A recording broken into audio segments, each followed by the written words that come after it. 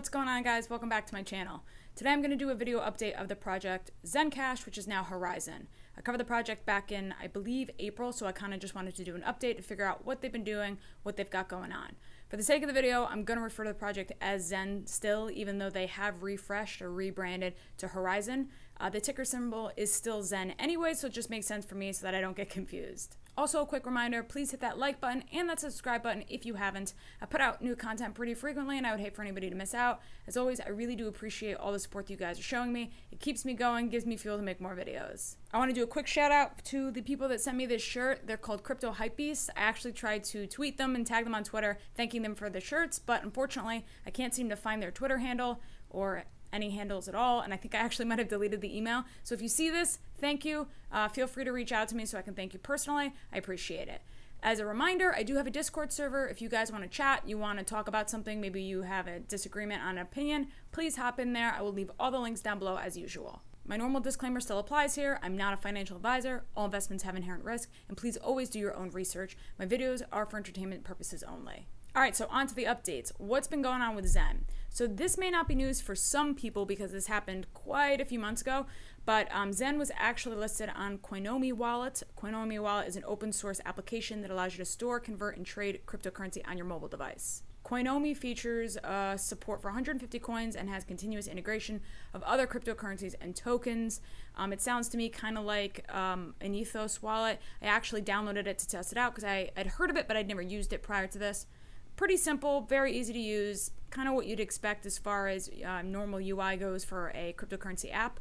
But, you know, any Streamline or any third-party company or group that's creating stuff, that's bringing use cases in for these projects is very important. So if you're interested, I'd suggest going to download the app. Also, a point to mention for some people who may not know, ZenCash or Horizen is actually on Ledger too. Ledger's had support for them for quite some time now, but if you didn't know, go check that out as well. Bigger news that most of you probably did hear about, on June 2nd, Zen fell victim to a 51% attack. At approximately 8:26, the Zen team immediately executed mitigation procedures to significantly increase the difficulty of future attacks on the network. For those of you who don't know, let me quickly define this. What is a 51% attack? Well, this is when a malicious miner acquires sufficient hash rate to inject fraudulent blocks into the blockchain. The typical attack profile is the criminal will privately mine a sequence of blocks, send a valid transaction of his own funds to an exchange, trade that cryptocurrency for another, and withdraw the funds.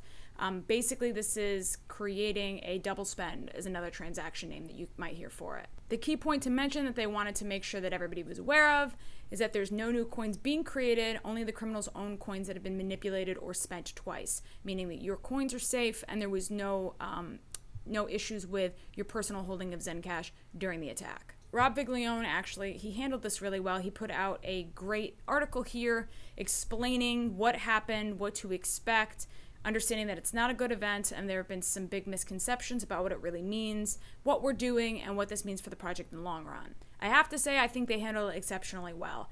I mean, it's not a good scenario for any project, but to be honest with you, he went and he did a ton of YouTube streams. He went on different YouTube channels, did interviews. He was on my friend's podcast, the Crypto Basic Podcast, and he talked about the 51% attack.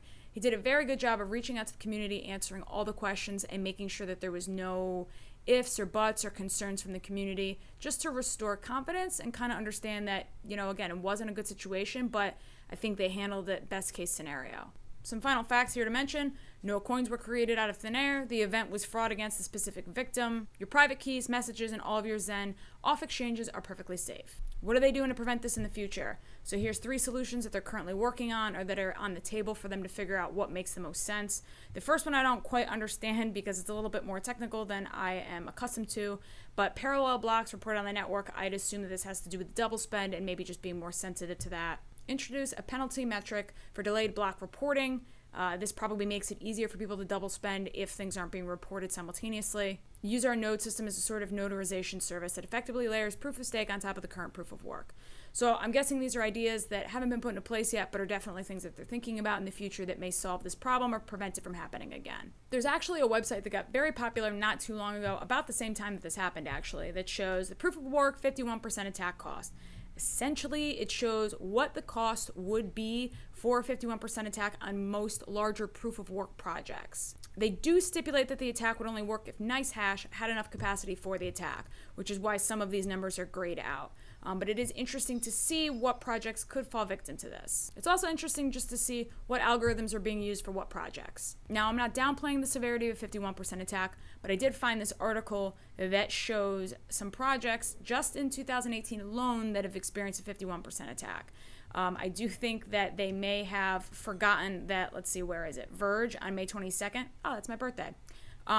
They may have forgotten that Verge, I believe, got 51% attacked 3 times within like the course of a month. So this may not be 100% accurate, but this just goes to show you Electronium, Monocoin, or Monaco coin, whatever, I can't ever say it. Bitcoin Gold, Verge, LiveCoinWatch, ZenCash. So, ZenCash isn't the only platform to fall victim to this. In July, they released an article titled ZenCash, DAO, Treasury, and Voting System Prototype Delivered.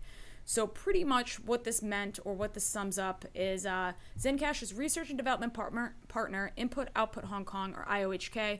You guys primarily know them because IOHK also manages Cardano. They collaborated together to develop a prototype version of an on-chain, decentralized autonomous organization treasury system for ZenCash. They're going to be working with IOHK to set up this system and move it onto the Zen network to engage and involve the community in its funding decisions. This is very cool because, as it explains here, anyone in the community can submit a proposal for consideration. Stakeholders can review these proposals, they get passed on, and they get sent to the next stage where Zen holders can vote on where the funding gets placed. Big deal. This gives a lot more, obviously, autonomy within a project. The community can vote on things that they think are worth spending the treasury money on. It can help pursue better things for the projects, marketing for the project, whatever they may be, whatever the project is interested in. But it definitely gives some democracy and some freedom to the project to actually do what the community wants. And it's definitely a pro for me. Most projects with a DAO I'm very interested in. Any voting, any treasury model, because to me it really means that they want a hands-off approach. And I know that fundamentally ZenCash or Horizen does want a hands-off approach. ZenCash values privacy and decentralization, and that's why the team is implementing a decentralized decision-making process. So right there, pretty plain. Then on July 6th, ZenCash released their new white paper, which was featuring these supernodes, or the beta version of supernodes. They recently announced that their plans to add supernodes to the ZenCash network by the end of 2018. By doing this, and in combination with making improvements on the existing ZenCash secure node network, we are setting ourselves up to be much more than a cryptocurrency. So the purpose of the supernodes is that they're obviously going to be more powerful than the secure nodes. They'll be tasked with managing key network and system functions, including hosting multiple services on sidechains, tracking and measuring secure node uptime, and queuing the node payment schedule for miners. Supernodes will advance the decentralization of the ZenCash network and ensure the utility of not only the ZenCash as a currency, but also its future services that are layered in infrastructure. So basically what they're doing is they're creating a new tier of nodes, which are obviously it's going to allow more decentralization because there's going to be more people or more units on the network working on the network, stabilizing and securing the network. I forget the actual statistics and where ZenCash falls as far as nodes compared to other projects, but on their secure nodes little website here, if you look at global, their total is 16,544. That's a lot of nodes. And then on August 22nd, finally, they released their brand refresh, or their redo or upgrade or whatever you want to call it. So they renamed, their brand expansion. They renamed their project to Horizen. They aren't calling a rebrand because they're not departing from the past. They're crafting a new brand, and they wanted to keep their Zen heritage close. And so obviously, although their new word is Horizen, the cryptocurrency is still Zen, still ticker, which I think was actually a genius idea because it helps to differentiate this project from every other Z-related cryptocurrency or privacy coin, but also while keeping the name so that people aren't too confused, and so that the information from other articles or whatever, stuff that people have written on the line in the past is still going to be somewhat applicable. So I think it was a good idea. Just different enough to make a point, but still close enough to home that people won't get too confused. If you have some questions, they have a basic FAQ here. The ticker symbol, changing the ticker, is my Zen safe? Will my wallet address remain the same? All this stuff is very important questions that I'm sure a lot of people have already had answered. But if you still have questions, I will again leave all the links for this video in the description below so that everybody has some reference. So I know it's only been a couple months, well, like 4 or 5 months since I covered this project, but I figured since the 51% attack and the brand refresh, I had enough information to go over the project again and really kind of give it a second look. Plus, as most of you know, I'm a huge ZenCash or Horizen fan. A lot has to do with the fact that I like that they're a privacy coin, but also they're making platforms, which I think is going to diversify their use case. Not to mention they're working with IOHK, and everybody knows that I adore Cardano, so I think it's great that they've got those geniuses on their side too. All in all, I think they're making fantastic progress, and I think they've handled all of the the, the hurdles or the speed bumps that they've been dealing with over the last few months very well. So I look forward to the future, and I can't wait to see what they've got going on. But that about wraps it up for me today. So I want to thank everybody for watching as usual, and I will see all you guys soon.